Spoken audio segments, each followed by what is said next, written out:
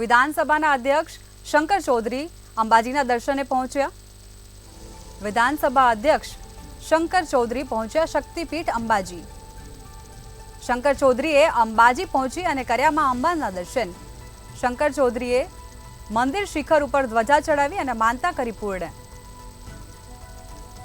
શંકર ચૌધરીએ સર્વરોગ નિદાન કેમ્પમાં આપી પણ હાજરી। કેમ્પમાં રોગોનું નિદાન અને દવાનું વિતરણ કરવામાં આવ્યું।